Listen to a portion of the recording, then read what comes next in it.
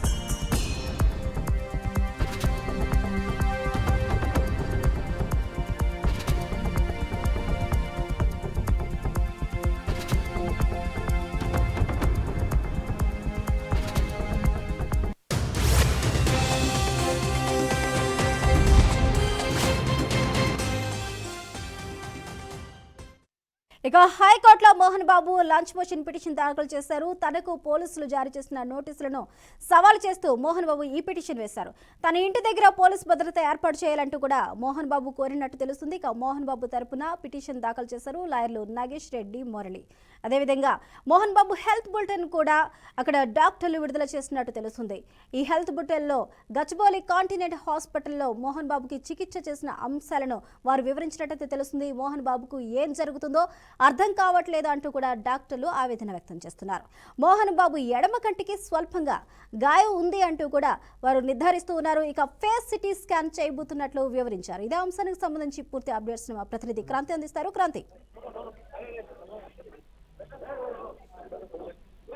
క్రాంతి, మోహన్ బాబుకు సంబంధించి డాక్టర్లు హెల్త్ బులెటిన్ విడుదల చేశారు. దాంట్లో ఏ అంశాలు ఉన్నాయి, దానికి సంబంధించిన అప్డేట్స్ ఏంటి?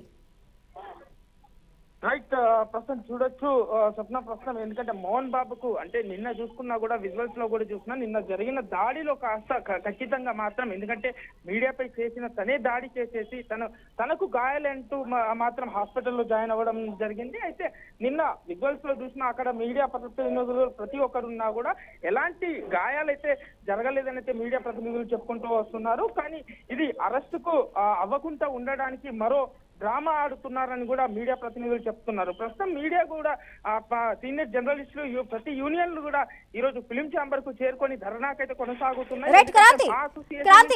జర్నలిస్టులు దెబ్బలు తగలలేదని చెప్తున్నారు. ఓకే, రైట్, బానే ఉంది. కాకపోతే ఇక్కడ కాంటినెంటల్ హాస్పిటల్ కి సంబంధించిన డాక్టర్లు మోహన్ బాబు ఆరోగ్య పరిస్థితిపై హెల్త్ బులెటిన్ విడుదల చేశారు.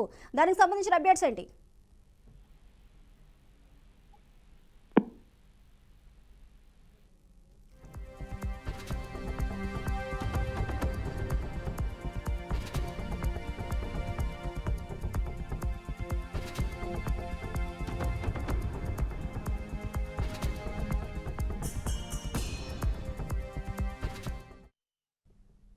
సో చూస్తున్నాం breaking news. Mohan Babu health bulletin release అయింది. అలాగే before that lunch motion petition దాఖలు చేశారు. తనకి రక్షణ కావాలి, పోలీస్ భద్రత కావాలి అని చెప్పి, అలాగే పోలీసులు అరెస్ట్ చేయకుండా కూడా మీరు చర్యలు తీసుకోవాలని కోర్టును కోరడం జరిగింది.